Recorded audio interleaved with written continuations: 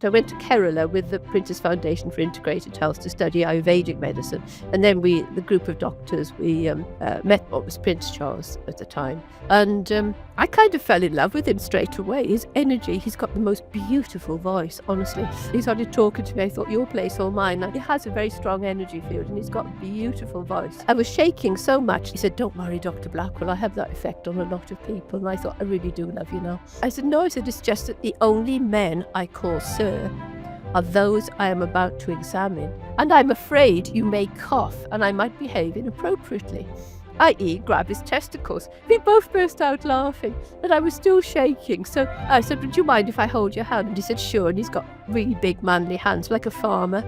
And I said, oh, do you mind if I read your energy field? So he said, go ahead. And I could sense this kind of misty figure of Merlin energy standing behind him. Hi, everybody. Welcome to the Ask Julie Ryan Show. It's where we blend spirituality and practicality to help you live a life of purpose and joy. We have Dr. Anona Blackwell with us on the show today. Anona is a Lancet-published academic physician who bridges the worlds of science and spirit. Her life's work reveals the evidence for telepathy, clairvoyance, NDEs, the afterlife, and the healing power of prayer. I'm excited to learn about the transformations she's witnessed and experienced herself, and the insights she's uncovered on her journey. Please remember to subscribe, leave a comment, and share this episode with your family and friends. Now, let's go chat with Anona. Anona, welcome to the show. I'm so excited and delighted that you could join us today. No, me too. I've been really looking forward to it. A little bit anxious because I'm so much in awe of your work. But even so, you seem very friendly. Most Americans are, I think, with few exceptions, which we won't mention any names, you know. Oh my gosh. You call yourself a hedge witch. What the heck is a hedge witch? I wish I knew, really, but I think I was born that way. To me, it's usually women who are very, very close to the earth. And it's kind of a cross between a druid and a shaman, I think. Someone who, usually older, because you talk about mother, maiden, crone, and I'm very much into my cronage at the moment. And I must admit, most of my paranormal spiritual experiences occurred within a year or so after the menopause. And I had the menopause from hell, which is why in my book I've got an article called HRT is for women that go mad at the menopause. And it's actually quite funny. I had so many, like I was lecturing to anything up to 2,000 people at one time. And then I had the menopause. And even if a student was sitting in there, they want to hide under the desk. And it took me about 2 years to come out of the brain fog. And curiously, although I wrote a funny article about it because even my dog wouldn't sleep with me. I sent it off to the Lancet. Well, men have given up years ago, but the dogs usually like me, you know. But anyway, I sent this article off to the Lancet because in those days they used to have take publications that were vaguely funny but were also medically relevant. And to my surprise, they published it. And now it's because there's a lot of interest on the effect of the menopause on women's general and particularly mental health. It's surprising the number of people who are still reading it after, and I think I published it while I was 50. So that was, I don't know, I was born in 49. You can do the maths, you know. Yeah. Yeah. Wonderful. Please send me the link on that and we'll put it in the show notes. I want to read it myself. Yeah, sure. It's on my I think it's on my website, but I'll send it to you anyway. It's certainly in the book. Okay. I published it in the book. I could read it to you, but that would take up too long, I think. Okay, so a hedge witch, back to that for a second. A hedge witch is somebody who's doing healing through natural means, is what I'm yeah, what I'm absolutely. hearing. Yeah, I've taken my own interpretation of it because I think in Wales there's still an awful, there's a great interest in spiritual matters, and there's lots of spiritual churches. I usually chair a meeting in a place called Hereford Community Centre every other fortnight, every other week rather. And I was thinking about how come there seems to be more in Wales, we're the land of the witches and the druids, than in England. And I think it may well go back to the burning times when, as you know, witches, particularly in Scotland and slightly less so in England, were routed out. I think they were the wise women who helped the people in the village. And sometimes it was because the men were jealous and wanted their land, so they'd accuse somebody of witchcraft, etc. But apparently in Wales, I think there were over 3,000 deaths, murders, I would say, in Scotland of witches. In Wales, it's documented, I think it's only 3. And just put down to rather funny reasons, is that, well, one is funny, one is that the witch hunters couldn't speak Welsh, so they which is good, isn't it? I can't speak Welsh, but, if it's just as well probably. I wasn't born a few hundred years ago. But also because, the population was quite poor, and the population in general respected these women. They appreciated they were the midwives. Both my grandmothers helped in birthing babies years and years ago in the poor Welsh valleys. And also they were the healers and the herbalists. And I think that's how we survived in a way. There's still a history of that, very much so in Wales. I think that's how everybody survived in every culture. Yeah. It was the women, even the witch doctors, that they had in indigenous cultures. It was the women that were integrating all Yeah. of that. So you also are an academic physician. What does that mean? Well, I would say I have been retired now for quite a long time, but I came from a very poor background, and I felt that my mother always said education is the salvation of the working classes, and I suppose because I was fat, I thought I'll never get a wealthy husband, but I always was a workaholic, and I did a degree in King's College in London in biophysics, and my tutor was Maurice Wilkins, who won the Nobel Prize with Watson and Crick for discovering DNA. And so my first degree was very academic. And I intended coming to America to study a disease called retinitis pigmentosa. But having said that, what happened is that the Vietnam War escalated and the chap I was working for lost his grant. But at the same time, I was cleaning the floor in one of our local hospitals to help pay for my training. And I saw a lady who was sobbing her heart out in outpatients. And I went up to her and said, can I help you? I just felt bad, even though I was just mopping the floor. I was just the cleaner. And she said her doctor had just told her she would never have children because she had something called pelvic infection. And I thought, I'm only a cleaner. If I was a doctor, I could help her. So it planted a seed in my mind. And it's quite interesting that decades later I became an expert in the prevention of pelvic infection. But that's by the by. But then just before I did finals, I developed a wisdom tooth impaction, and my parents paid for me to have my wisdom teeth removed. And I was in agony because they'd fractured my jaw. And I remember one of the nurses gave me pethidine. And I was immediately lifted from agony into normality. And I thought, oh gosh, I really want to be a doctor. That is so cool to be able to do that for someone. And so I ended up becoming a doctor. But I had this very strong, I've always been nosy, and I had this very strong desire to do research. And I also have a wicked sense of humour. And I ended up specializes in sexually transmitted diseases, where a sense of humour is like a necessity. I could tell you loads of funny stories, but I won't digress about how I once accidentally set fire to a hairy man's bottom, but and he thanked me for it, oddly enough. Anyway, we'll leave that aside. I told you I was bad. You'd have to edit that out. But anyway, I then became very, very interested in infectious diseases of the vagina, particularly something which I called anaerobic vaginosis, which was eventually called bacterial vaginosis. And I produced 2 Lancet papers in that area. And as a result, even as a registrar, I was like having my papers signed by overseas professors and lecturing in America and sometimes in Europe. And so I was kind of highly academic. And I had my own academic unit. It was only me in it, mind you, in St. Thomas's in London. But then, as often happens, I fell in love with my mother's Jack Russell. And it was more love than I'd ever felt for anything. And so I couldn't bear being in London. So I took a consultant post. I had a consultant post in Swansea, which was somewhat of a backwater at the time. And it was in a workhouse, the old VD clinic was. But then I was still academic in my head, and I ended up producing another Lancet paper on the prevention of pelvic infection in 93. And so I was very much a clinician, but also with this kind of scientific background that never really left me.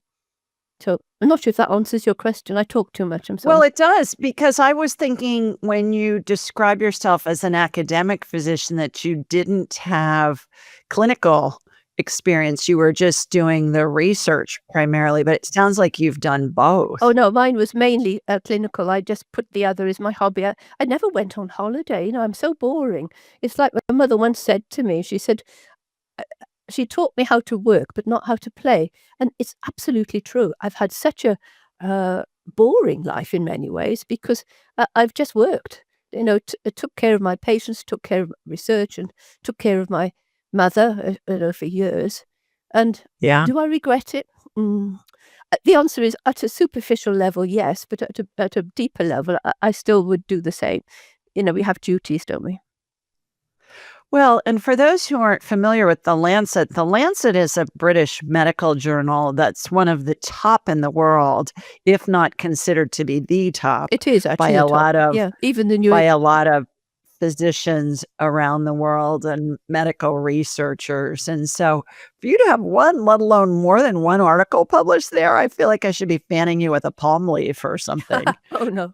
Palm branch. Long My time gosh. ago. Long time ago. But what was cool is that even when I was doing the last Lancet paper was 1983, one in 82, one in 83, then another in 93. But the 83 one was a double-blind placebo-controlled trial of a particular drug.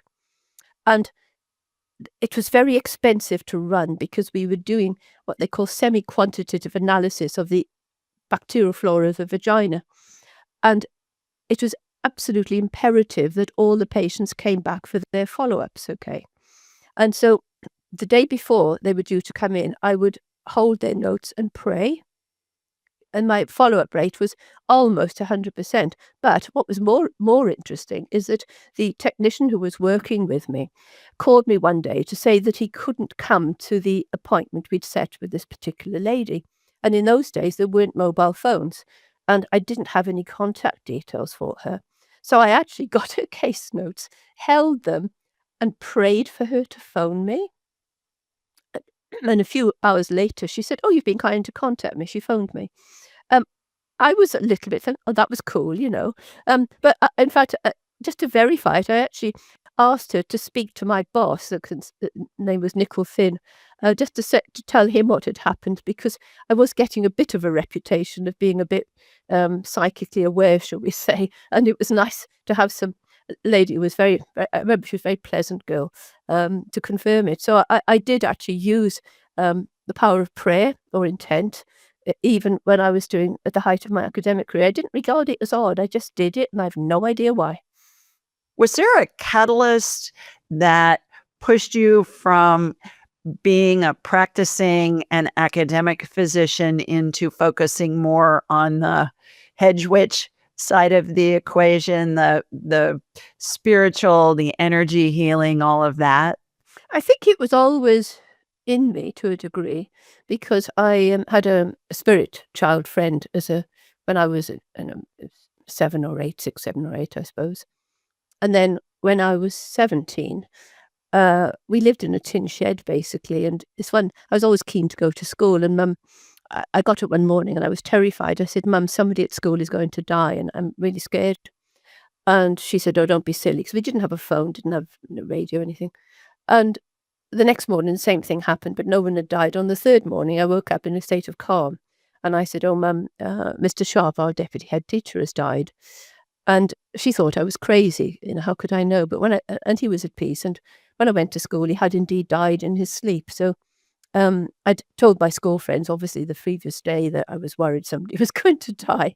But so that was weird. So I kind of accepted it. But you see, my dad used to dowse for water for where my grandfather built houses. and he was very good at grafting apple trees and things like that. So, For people who don't know what dowsing dowsing. is, Oh, dowsing. can you explain that, Yeah, sure. please? Well, with him, it's a way of tapping into energy fields, I would say.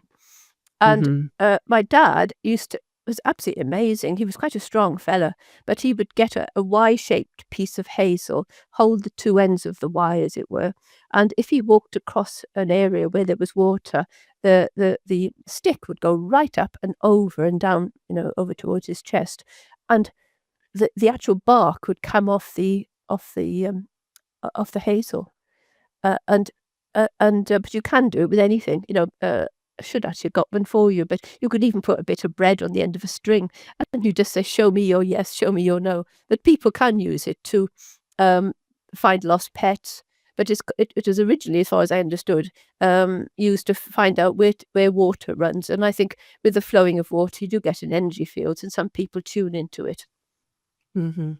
Is that what the pendulums Yeah, yeah, where those yeah, originated? Is yeah. that just a form of a pendulum, Yeah, yeah, sure. Yeah, dowsing? yeah, and you could get the 2 cross wires as well. Yeah. I should have I got loads of them here. They're great to play with, actually. I have a girlfriend that hers is amazing. She'll hang it. Her Mm. name's Janine, and she'll hang it, and that thing will just start going whomp, whomp, Yeah, whomp, just I round mean, and round it'll and just round, start that's right, yeah. I got the spinning like crazy or go back and forth That's or it, yeah. it's yeah, it's amazing. I guess I never equated the dowsing rods with the pendulum, but it makes sense that Oh, it's all the it's same the same thing. thing. I remember Yeah. I had a patient came to see me in Swansea years ago. I don't think I put this in my book, but it was quite interesting. Um, I had always had a picture of my Jack Russell on the desk, and we started talking about dogs. And she told me that, some years previously, she'd taken her 2 dogs in an area of South Wales where there were a lot of previous coal mines, and they both ran down a big rabbit hole to chase a rabbit, I suppose. And the one dog came back, but a Jack Russell didn't. And she had friends in the mountain rescue team and had them looking for the dog, blah, blah, blah. And after 2 or 3 days, she was desolate because the dog hadn't appeared. And so she, contacted a lady who was, um, a a dowser who could look at a map and use a pendulum to find where the dog was. And she was so desperate, she said she phoned this woman up, and the woman, blah, blah, blah, and apparently she said this lady wouldn't charge for looking for pets because she was this animal lover. And she told my patient where the dog was, and it was quite a long way away from where they'd been looking, where the dog was lost. But she said, yes, she managed to persuade the team to go back up, and they got the dog, and it was fine, apart from having sore paws from where to try to dig itself out. So I'm sure it does work. What did your family say, and what did your colleagues say when you started getting more into the energy medicine and the woo-woo? Did you get any blowback from that? Um, my colleagues, I suppose, I can answer you in the best way because King Charles asked me that question. What he actually said when I met him was, "Dr. Blackwell, don't your colleagues think you're rather mad?" Because I told him about patients coming in with their late relatives, and one came in with a horse that had a message for her. And I said, "Well," I said, "Sir," I said, "I've got a degree in biophysics, I've got degrees in medicine, I've got 3 Lancet papers, 2 of which permanently altered clinical practice. I was chairman of the Trust Consultant Committee at the time, and I was also a member of the Royal College of Physicians Integrated Health Committee, and I had a higher reward for clinical excellence." And I said, "Sir, when I tell my colleagues that a patient came in with a horse spirit, they ask me what type of horse." And so, and so, and he hooted with laughter. And so I think I couldn't have done it if I didn't have a strong academic background. I'm Right, also right. incredibly practical. I used to service my own car, and I could milk a cow, and so I had my feet very firmly in the ground, and hopefully not insane. I don't think I was. I am. Maybe now, I don't know. Well, same with me. I'm a businesswoman who learned how to do woo-woo. And same thing. But I learned how to do it. I didn't experience things as a child as you did. When you said you had a friend as a child that was a spirit friend, tell us a little bit about that. I can still remember her. I must have been 6, 7, or 8, and we lived out well, no, I still live out in the countryside, but it was much more, underdeveloped then, and, my mother would if she wanted to find where I was, I would sit next to the beehives very close and talk to the bees, and I'd have a larch trees behind me, and then if I wanted company, I would go up the field to our cow shed. And where there was a little girl called Christine, she had short black hair, and we would just play silly games in the cowshed, and I would insist that my mother laid a place for her at the table, and my parents kind of accepted it, they never And questioned so me. Christine was your spirit friend. Yeah, yeah, she didn't exist. Well, she does exist, only in the spirit world, and and so, my mother would set a place for her at table, and, but I'd never asked my mother to put food on the plate. I think basically because I was greedy, I wanted it myself. I don't know, but it's very strange that I wanted a plate put for her, and but they acknowledged it. And then as I grew older, I suppose Christina disappeared, or maybe I was less aware of her. Do you think your parents really could perceive her or at least had experienced some kind of paranormal or spiritual things themselves that gave them the wherewithal to say, okay, well, maybe this is really real? Mm. Um, I think my background is probably greatly different from yours. My father was basically a bus driver. And we lived on 3 acres and lived a kind of existential existence, growing food, which my mother then sold in the market. And so we were more concerned about you had to know the seasons, you'd have to know what the weather's like in the days before, good uh, um, forecasts, if you get my drift. Um, and so, no, it was very much in our blood. It wasn't something we questioned, I suppose. I don't think they thought I was also pretty bright, and so, in Obviously. fact yeah, I don't feel it now though, but my uncle used to say to me that I was never a child. He can't remember being a child, and I can't remember being a child. It was very sad because I'd have loved to have had a childish childhood, but I never went to parties. Uh, I thought people were very shallow, and so I didn't want to bother with people much. I preferred animals. Dogs especially. When you look back on that now, what do you surmise from that thought process for all those years? What do you think that was all about? I think I was born that way, and I believe, you see, actually, That I you felt know. like maybe you didn't fit in? Yeah, oh yeah, completely, didn't fit in, yeah, yeah. Mhm. I didn't understand my friends, I didn't know why. I didn't even know who the Beatles were, and this was at a stage they were, and they were all playing, "Oh, it's George Harrison's 21st birthday. Who's George Harrison?" But I was just interested in growing food because I would come home from school, especially in the summer, and I would be, home at about 4:30. We'd have some tea, and then I'd be in the field until dark, weeding the fodder beet to feed the cattle, and then I'd be doing my homework till 2 o'clock in the morning.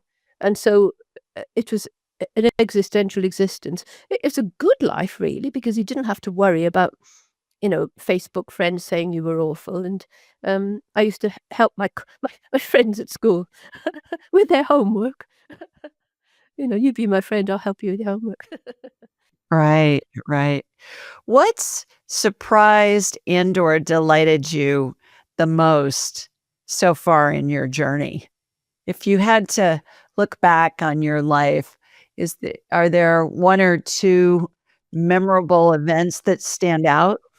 At first was meeting the king because, I'm not, particularly a royalist, but he is at least he let me hold his hand and tune into his energy field, and I found out Oh, a you few did? things that Wow. oh, yeah, it was cool, yeah. Um, yeah, this is all on air, so I gotta behave myself, but I did end up flirting with him horrendously, because, when when I was telling him, what happened, I went to Kerala with the Princess Foundation for Integrated Health to study Ayurvedic medicine, and then the group of doctors, we, met what was Prince Charles at the time, at Saren's house in his obviously his home, and, I kind of fell in love with him straight away. His energy, he's got the most beautiful voice, honestly. As soon as he started talking to me, I thought, your place or mine? I thought, no, oh dear, we're in yours and you're married, Camilla's toast sort of thing. But He's yeah. not known for that, at least in America. I mean, I would say you are a rare bird Well, I saying, was, but you're I think actually it only happened once, yeah, he has a very strong energy field, and he's got a beautiful voice, And I was 50 odd at the time, so very much past it anyway. But yeah, I was shaking so much that they give you tea, and there were no chairs to sit down, and I was shaking. The cup was rattling. I thought, oh dear, I didn't have anywhere to put it, and I said, because we were told to call him Your Royal Highness or Sir, okay. And I was so nervous. He said, "Don't worry, Doctor Blackwell, I have that effect on a lot of people." And I thought, "I really do love you now." And then, uh, "No," I said, "it's just that the only men I call sir are those I am about to examine, and I'm afraid you may cough, and I might behave inappropriately, i.e., grab his testicles." And and we both burst out laughing, but I was still shaking. So I said, "Would you mind if I hold your hand?" Because actually, in practice, what happens if people have got very strong energy fields, it can interact with your own. And I was going, "Zzz," you see, and so I let me hold his hand. He said, "Sure," and he's got really big, manly hands, like a farmer. And I said, "Oh, do you mind if I read your energy field?" So he said, "Go ahead." So there was me, and I could sense this kind of misty figure of Merlin energy standing behind him. So I told him that, and I told him a few other things, which bit irrelevant now. But anyway, we were talking so much about dead spirits and telepathy, etc. And then at the end, he was about to leave, and he came up to me and said, "Oh, you never told me what Merlin energy is, you see." By which time he was about 3 meters away.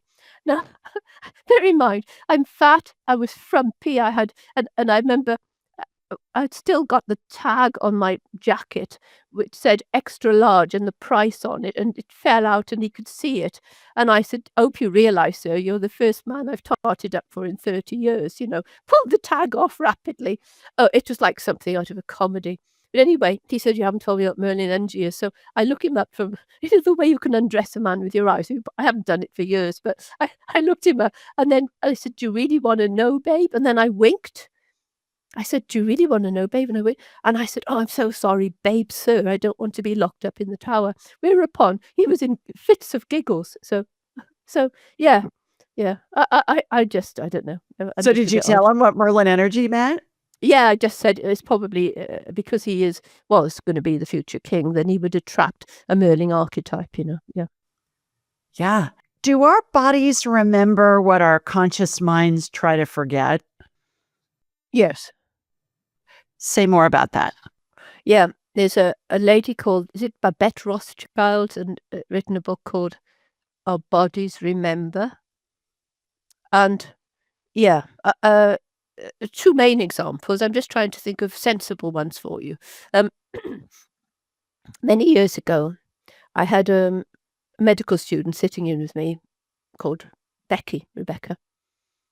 I've changed her name in the book, but anyway, she was they have to sit in one VD session as part of their training, and a lady came in who'd been raped, and Becky was sitting next to me, and during the course of the interview, the lady was so upset, she was not in a state for me to be able to examine her. And so I said, "Well, I need to check you out to make sure there's no infection." And I said, "Do you mind? I'm a spiritual healer. Do you mind if I use energy methods to calm you down?"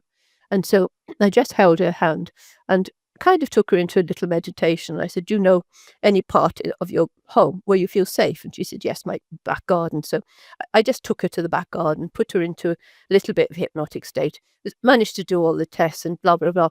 And at the end of the clinic, Becky came into my office to say, could I sign her card? She had to have a card to say that she'd been with me. And she said, I found it very odd, she said, that she felt calm. When I was calming the patient down, the energy field had affected her as well. And so she said, "Will you show me what energy healing feels like?" And I said, "Yeah, okay." This is in my office. And so I said, "Hold your hand out." And I just did that over and above her hands. And I just said, "Oh, there's like a prickly sensation over one of the joints." And it turned out, I noticed one of her joints was a little bit distorted. And she said it was a family thing and that her grandmother had warned her she would get arthritis. And then I said, "Oh, what do you feel now?" And she said, "Oh, she could feel kind of energy going up her arm." So I went in a little deeper and I'm trying to go back to it in my mind. And I said, "Oh," I said, "when you were a teenager, you delivered." I said, "You were a teenager and I can feel warm frog spawn." And I said, "No, it's not warm frog spawn. It's the fetal membranes of a newborn lamb." And I said, "When you were a teenager, you delivered a lamb and that changed your fate into your destiny." And she looked absolutely shocked, and she said when she was about 14, she in fact, sorry, I'm a bit like this now because spirit has just come into the room. I got pins and needles all around my body. But anyway, she said, um, she stayed with a friend whose father was a shepherd, and a sheep had delivered a lamb in front of them, and her friend was squeamish, and so Becky had leant down and removed the fetal membranes so that the lamb could breathe. And I said, "Yes, you were kneeling on wet grass." And she said, "No, it was wet straw." So I did get it slightly wrong. And then she said that by the end of the week, she was delivered so many lambs, she decided to be a midwife. And then thought, "Sod this, I'm going to be a doctor." So that episode, and it was stored in her energy field, which I think is so cool. So yeah, I don't know how much, but there was another time where I haven't written about it because it's still very traumatic, but I had surgery in 2010 for what they thought was adrenal cancer, but it wasn't. But my post-operative care was appalling, and it's so distressing, I can't even talk about it, let alone write about it. But I had a large scar, which was extremely painful. And what happened is that when I came out of the anaesthetic, I was given a drug because my blood pressure had dropped, something called gelofuscin, and my blood pressure fell to 56 over nothing. And Oh boy. it basically meant I was dead, and I wasn't really aware of anything. And I can remember as I was going under, I could feel as the drug was going in, I was dying. I knew I was dying. And I remember it was quite interesting. I was reframing things. I thought, "Oh, I haven't done a will." And I thought, "Oh, well, my sister will have it. No, she doesn't like me. I don't really mind, she's blood." And then I thought, "Oh, well, the good side thing is I won't have post-operative pain." So I wasn't afraid of dying. I thought I won't get post-operative pain. But anyway, I did survive. And for at least 6 months, every night, I relived my death. I relived that death. But it gradually got a little better. I'd wake up with panic attacks. And then one night, I was sleeping, but it was a lucid dream and I couldn't wake up. And I relived the operation itself and I felt the surgeon's blade. And when I did eventually wake up, my nitrous was wringing with sweat. My jaw was clenched and painful. And my scar, and it was a year later, was just as painful as it was on the first post-operative day. And I couldn't believe it. But I worked out it was exactly a year to the day of the operation. And I think it's something called ripples in time. And somehow I'd flashed back. So yes, does the body remember? Yes, unfortunately. Mm-hmm. I don't want to bore you, but yeah. No, it's not boring. It's fascinating because I always want to, especially when I have a private client, we will do an emotional healing. Mm. And I perceive that the energy of the spirit and the body is encased in what I call the energy filled membrane. It's like a container of plastic wrap, really very, very thin plastic wrap. And when there's a tear or a hole, it's always caused by an energy block, which is precipitated by an emotional event. So I go into that tear or hole and I'm given a scene and I'll be given a year and information. But what I've started doing in recent years is I just say, okay, the year was 1972. And I would say 99.9% of the time, My client knows, boom, okay, my parents got divorced. My grandmother died. We moved. I went to a new school. My girlfriend broke up with me. I mean, they know instantly. And then if it's a past life that's caused that energy block and emotional event, I'll get where it was, when it was, what happened, and then we'll correlate it with what's going on in their current life. I believe that's the most important part of a healing because we can fix body parts all day long, but if you're leaking power because of an emotional trauma, what's the point? Yeah. It sounds like you're experiencing a similar Oh, thing yeah. in the healing that Yeah. you're doing. Yeah. But you're absolutely right. And yeah, I can remember once I had I've still got it, something called a fascinus, which is um, a Roman pendant in the form of a bronze willy, bronze penis. I don't know if you're allowed to say the P word, but it's a tiny little willy that apparently Romans used to wear to ward off evil spirits, and apparently children would wear them to just to be safe if they were let out. But also prostitutes used to wear them, and I bought this in a place, a town called Caldicot, and I only paid 40 quid for it, and it's lovely. I've still got it. Again, I should have brought it, and if you have another show, I'll bring it on and show you. In fact, I remember do you know Caroline Nurse? She's lovely. Do you know Caroline? Medical intuitive, she's great. I don't Oh, know. you don't? Oh, you must get in touch with Caroline, you'd love her. But anyway, yes, I gave it to this, quite world famous medium, and she held it, and she said, "This belonged to you in a past life when you were a Oh, wow. prostitute." She said, "You Oh, were a prostitute in, North Africa, Roman occupied North Africa. And she said you died in a ditch ravaged by venereal diseases, which kind of makes sense because because in this life I've been largely abstinent. You know, the men could all run faster than me, but to be honest, I think I intimidated them a bit. Um, and I've treated venereal diseases, so I think it's a kind of karma that I spread a lot of VD in a past life, and now I treat it an awful lot, you know. I will see that in every situation where there's a past life involved and there's an emotional event. It's as if there's a semblance of a script that is continuing through multiple lifetimes, and we're looking at that generalized script from a different perspective. Case in point, you were spreading venereal diseases, and now in this lifetime, you help people heal from them. Yeah, yeah, it's like Yeah. Brian Weiss. Do you know Brian Weiss? Past lives, many masters. He past life regression, and there's Yes. some wonderful stories in his book about. I remember one I particularly remember was a chap who was kind of a warrior in a Chinese army. I can't remember the exact details, but he died at the age of 80, a natural death, having killed thousands of people. And then in the next life, he was a healer who died in poverty.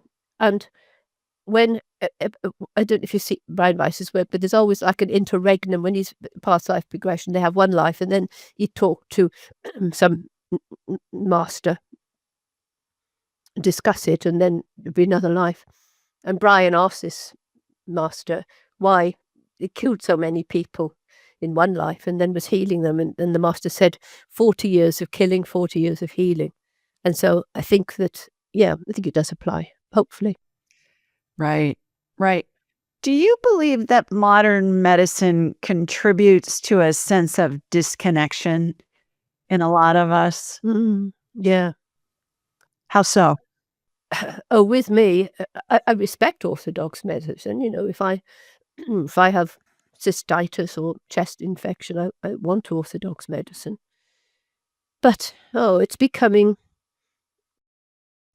losing the humanity. As you can imagine, most of my friends, I have several who are trainee doctors or proper doctors, who are fully qualified, and they have the similar mindset to myself. And I think a lot of doctors want to adopt a more holistic approach, but we've been sold on the pharmaceutical model, and they have guidelines, and if they break the guidelines, they're worried about their job and their reputation.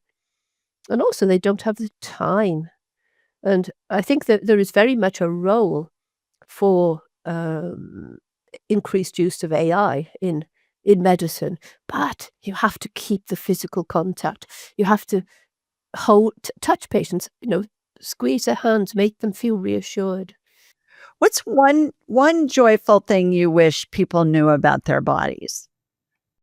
I think that we all have a perfect template, a spiritual template, and that when we pass over, we revert to the perfect form. And so, no matter how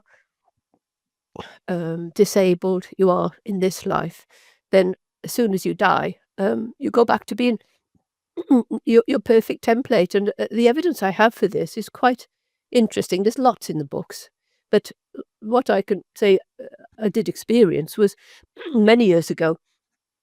I used to do vulval disease clinics, and I had a lady who was as old as I am now, and I remember thinking she was quite old, and she had a vulval problem, and I was interviewing her, and when she came in and sat down opposite me, I was aware of a man with a trilby hat and a long dark coat standing by the door with his arms folded, very as a guardian, and I felt slightly intimidated by him, but I just pretended he wasn't there, and I remember she'd had a hysterectomy, and I asked her, when she'd had it, and she said, "I can't remember, doctor." She said, "My husband's standing next to you. I'll ask him now, you see." And I said, "Okay." And we ended up having this three-way telepathy. And and she told me that she'd never actually had a physical relationship with her husband because he'd been in a wheelchair all his life. And I said, "Oh, well, that's weird." I said, "Because he's standing now." And she said, "Yes." She said, "As soon as he died, he was well again." And what was interesting is that when she left, um, one of my nurses said, "Oh, do you think that lady needs to be referred to a psychiatrist?" Because she'd been telling everyone that her husband was with her. And I said, "I hope she doesn't." I said, "Because I saw him too." So, so Yeah. I've seen that countless times have as you? Yeah. well, and that's so comforting to the family members that are left behind when they hear, "Okay, grandma's upright, she's walking, she's not in pain, she's not in a wheelchair, she looks perfect," and that's how they always appear to me. Yeah, or pets, even more so. Because with me, you know, practically all my relatives have passed over now, and my mother was 99 and challenging, shall we say, when she died, but nothing compares to the death of a dog. The It's depth of really hard. despair. And Yeah. luckily, I've got an amazing medium friend called Jane Hutchinson, who, like you, can talk to pets. And she phoned me one day just to warn me. She said, "Oh, Fido," that was my last Jack Russell, had been in touch with her and had told her that Jasper, my current one, was going to escape from a certain part of my garden and to go and check the fence. So I believe Jane implicitly. If she told me to stand on my head, I would do it, not that I probably couldn't. But anyway, I went outside. I've got 3 acres, but I've also got a smaller area that's got chicken wire all around it. I checked everything, wasn't there. And so it was evening, so the next day I checked it again, nothing. I thought, "Jane can't be wrong." But anyway, a day or so later, I was pottering around in the garden. Now, with Jasper, because he's an escape artist, he's got a collar with jingle bells on it, and so it's like kids, if I hear the jingle bells, I'm happy. If it goes quiet, I think, "What's he up to?" But anyway, it went quiet, and I looked around, and I found him. And his head was through a hole that he chewed in a rusty part of this fence, exactly where Jane had told me it would be. Oh my. And so anyway, I rushed. I did a quick fix, and I rushed off to get something called weld mesh, which is strong stuff. And by the time I'd come back, he'd managed to get a bigger hole, and he'd got through. And it was only his willy had got stuck in one of the chicken wire holes, and he couldn't go through. So I had to pull him back and repair it. And so I think our pets on the afterlife do actually communicate with the pets in this life. Absolutely. Absolutely. Let's change directions Okay. here. Yeah. What's the research? I know you've done a lot of research in the paranormal and the afterlife spaces. What's the research show about spirit communication? Saying I've done a lot of research on it, mainly it's experiential of what I've experienced. And I suppose one of the most amazing experiences I had, because I believe angels do exist, and Archangel Michael is one of my major guides, and at one time when I was doing my healing, well, I still do it, it's Archangel Michael I pray to. And one night it was like 2 o'clock in the morning, and I was still working, and I got woken up, and it was Michael, and he said, "You've got to wake up and check." Now, my Jack Russell then was called Keston. I've had 4 in all, and he said, "Keston's got testicular cancer." And I said, "Oh, I'll check him in the morning." And we had this row. "No, you've got to check him now." And I said, "Michael, I just really don't want to. I want to sleep." "No, no, no. I'm not going away until you check the dog." So he was sleeping by the side of my bed, with my hand over. And as soon as I tickled his tummy, he rolled over, and I was checking his bits, and I couldn't feel anything. And I said, "There's nothing there, Michael." And he said, "Yes, there is. You've got to check again." So I said, "Oh, God, do it again." I was getting a bit miffed because I was tired. And then he kept arguing, and he said, "I'm not going away." So eventually I found an area of an energy that was abnormal. So I was immediately wide awake, put the dog on the bed, and was just using my fingers to scan his testicles, and I could feel an area that didn't feel quite right. And I said, in fact, I ended up arguing with Michael. I said, "Look, I'm the VD doctor. You're only an angel. If I say there's no lump there, there's no lump there." You know, because I'd examined, thousands of men's bits over the years. But anyway, I took the dog to the vet. His name was Gareth Fielder, lovely boy. No, I'm saying boy, he's a man, obviously. And the vet couldn't feel anything. And so I had to lie, and I said, "Oh, I was washing the dog." You couldn't actually say I was still a senior consultant. Or, an angel told me he's got testicular cancer, and I was groping him at 2 in the morning. Not the angel, the dog. I often wonder if angels have got testicles, but never know. Sorry. But anyway, he said he couldn't I just feel heard any. from them. No, they don't.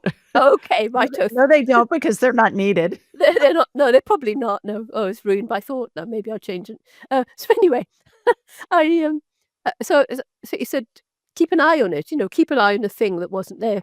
So I waited until, because I think disease manifests first as an energy, and then as the vibration gets lower and lower, it manifests as a physical. So I waited until there was a little lump there, and I took the dog to the vet again, and the vet was so apologetic. And the dog had his testicle removed the following day, and it was a cancerous tumor, but it was one of the good ones that don't spread. And so, so Keston died of other condition years later. And when I had to take him to be put down because he was in such a state, the vet apologized again, and I came clean by then because I was more open. And I said, "Actually, don't worry, it was only an energy field when I Yeah. brought him to you." Which they don't know what to do with that, and yet it piques their curiosity, I have found. And when you say, "Okay, well, let's talk about something else, the weather or soccer or football or whatever," they'll say, "No, no, no, no, I want to hear what you have to say." So everybody knows that this exists. We are afraid of it. A lot of people are afraid of it. And why do you think that is? Why are people afraid? Oh, it's because society as a whole is so materialistic Their that. reputation Oh, too, do you yeah, think? because you can imagine, um, if everyone believed in spirit, you each should have your own direct contact with spirit. You don't need men in frocks preaching. And I think it's almost like religion is an industry, and it's rather like the pharmaceutical industry. It's toxic to the way we live, and ultimately, all that really matters is try and be as loving as you can. That's awfully difficult because we're all human, and Mhm, if somebody does us wrong, then we often react inappropriately. But yeah, there you go. mhm. I agree. Back to the angels and different spirits, do they feel different to you? Does angel energy feel different from somebody's grandmother's Yeah, energy yeah, or yeah. a pet's energy? Can you tell us what you experience? And how do they come in? Do they just show up? Do you call them in? Do you think of them? How does that work for you? Well, as I was talking to you earlier on, since when my mother moved in with me when she was 88, these paranormal experiences basically disappeared, and I, still don't really know why that happened. But all I can say is from limited experience. When I was a lecturer in St. Thomas's in London, I can remember one lady came in and she was like a female version of Michael Caine, Cockney. And she came in, she only had thrush, and I was asking her intimate questions. And suddenly I was aware of a man. Now, how did I know he was a man? Men feel different, and I can't explain it. It's just at an energetic level. Could you but you've talked about that you've seen spirits too. Do Yeah, you see them and feel them? yeah, with him, I'm just trying to remember. They're almost like a faint holographic image, Right, that's what I see too. if you see that, and it's always on my right side. Again, I have no idea why, always on my right, and it doesn't matter They whether always show up on their right for me too do when they? their spirit comes Oh in, god, always. it's You're so the cool. only other person I've ever heard say that. It's I so always say, cool. "Okay, your mother's here, she's on your right." Yeah, and he was a bloke, and he was like, you see, and and bear in mind, in those days, we wore white coats. It was an academic unit, and I was talking to this lady, and I said, "Oh," I said, "I can't go on." I said, "There's a man in the room." Now, any normal patient would have thought this doctor's completely crazy. And she said, in a Cockney accent, I can't, trying to, she said, "Ah, don't worry, Doc." She said, "It's only Arthur. He's a bloody nuisance. He follows me everywhere. He's been dead 5 years. You tell him to bugger off, you see." So that's more or less exactly what she said. And so mentally I thought, bugger off. So, so he did. We went on with the conversation. So how did I know he was male? It was a very strong yang energy. And I had this holographic image of a bloke. And then same thing with the lady, where as I mentioned earlier on, I could see this bloke. And how do you see them? With your eyes? Well, ultimately, we see things with our brain because it's light coming in. So light is an energy form, and I think spirits are an energy form, and they somehow imprint on our visual cortex. And then with angels, again, I don't know why. It's a vibe. I think it's just a vibe, but it's How like do trying. angels look to you? I don't see them. I can't say I've ever seen Archangel Michael. I've just, sensed his presence. We've all heard about the power of prayer. Mm. Is it real? Yeah. Yeah. You don't always get what you ask for, but sometimes they play games with you, I think, and I was, uh, at one time hoping to do some research on what happens in the brains of mediums when they're doing their mediumship. And I had a group of academics in Swansea, and we were kind of toying with the idea. And then there was a medium called Diane Lazarus, whom I knew at the time, and she said she would be quite happy for this to happen. And I just didn't know. I thought, how can we fund it? And I thought, oh, what I need is an independent documentary filmmaker, and if you could do a documentary, blah, blah, blah. But anyway, one day I was on the train, got on at Swansea. I was going to an integrated health committee at the Royal College of Physicians in London. And I remember I was reading a book by Larry Dossey, and I was just kind of gently looking at the minutes of the previous meeting, blah, blah. And I thought, I will sit here and pray for an independent documentary filmmaker, okay, to come into my life. So I just for about in between stations, I think it was between Port Talbot and Newport or something. And then in Cardiff, when we stopped, a lady came in, and I was at a table of four. She sat diagonally opposite me, and I felt this whoosh of energy, like as if I'd been knocked over. I thought that was weird, but I kind of ignored it. We were chatting a bit. She was talking about my book, blah, blah. And then we went quiet. And when she got off, I remembered, because I love Caroline Niss's work. She's a medical intuitive as well. And I know She's her. she's the first I ever heard of any of this stuff. Oh, And she's she amazing. called herself a medical intuitive. I'm like, what the heck is that? I'd never heard that term before. She was very, Yeah. very nice. I know her reasonably well, and she wrote a recommendation in my book. But anyway, Caroline had once said that if you meet someone and you're bowled over with the energy, there's a reason for it.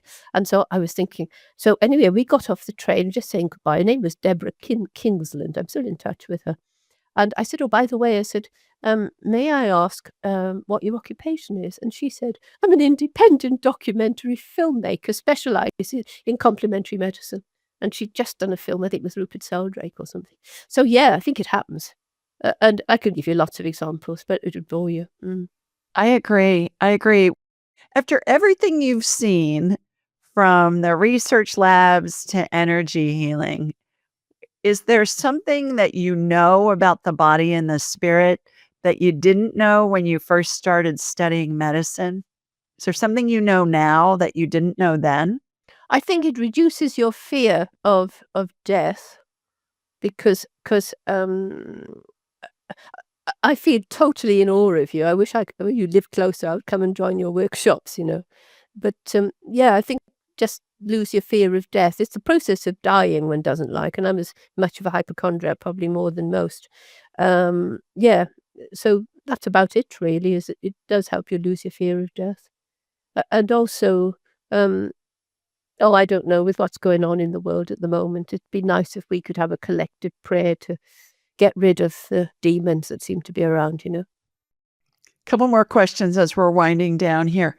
Are there like a couple of small physical changes that anybody can do today to help them make space for getting in touch with their energetic part of them? Do you have any suggestions for how people can begin to develop getting in touch with their energy body or their spirit? Well, I think, for me, as I explained earlier on, after my mother moved into there, I lost my psychic abilities, but I think it was because she was so disruptive, I had to give up my meditation group, which was a group of doctors. So many weird things used to happen.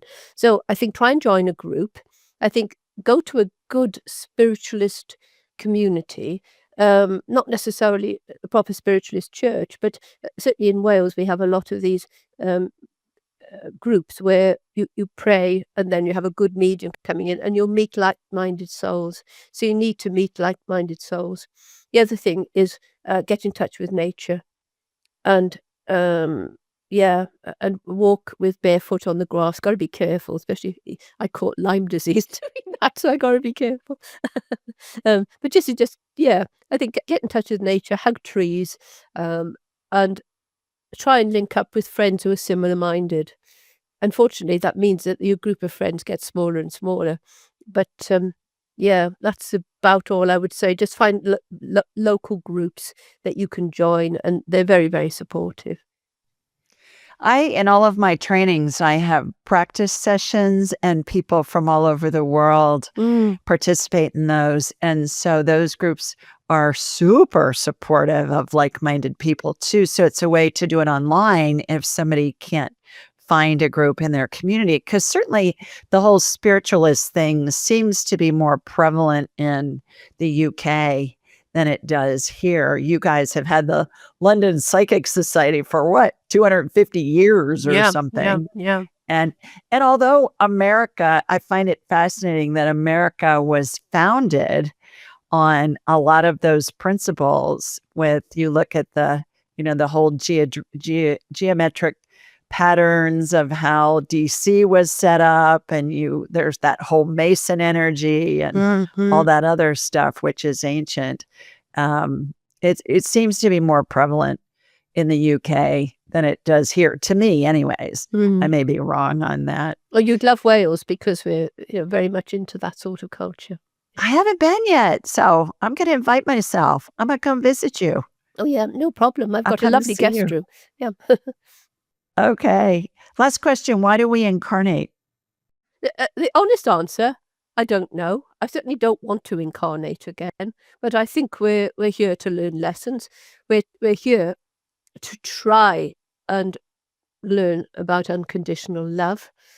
And yeah, Well, I think you are as extraordinary as I knew you would be, brilliant, open to new concepts, open to energy, obviously, utilizing I think you've done a brilliant job of merging the academic with the woo-woo. And woo, by the way, in Taoism means source. I don't know if you knew that, oh, I but didn't know that. but No. woo Mm, means source. right. So I love the word woo-woo because it's fun, and then it means source. And and at the same time, your sense of compassion, just in talking with you, I understand why your patients absolutely adored you, because when you came in, you were a combination of brilliance and care in a way that most physicians, as you mentioned earlier, don't have the time to do. And really, in some instances, are prevented from doing that just from the malpractice complications that can arise. So kudos to you, doctor. Thank you for sharing all of your brilliance with the Oh, world. I don't feel very brilliant, I can assure you. I'm just an old lady living on a small holding with the Jack Russell, you know. Well, how can people learn more about you and your work? Well, I've got a web page called drblackwell.co.uk. It's all lowercase. And obviously my book about From Medic to Mystic, which published in February, and it's got a lot of my ideas in there. Interesting stuff about psychometry, which I think is fascinating. Well, we'll have you back and we'll delve into that. There's so many other things I wanted to cover, but we'll make room for a, 0.20 Okay, here and that's have lovely. you back to explore that. Yeah, thank All you. right. In the meantime, everybody, sending you lots of love from Sweet Home Alabama, mwah, and from Wales to where Dr. Blackwell is. We'll see you next time.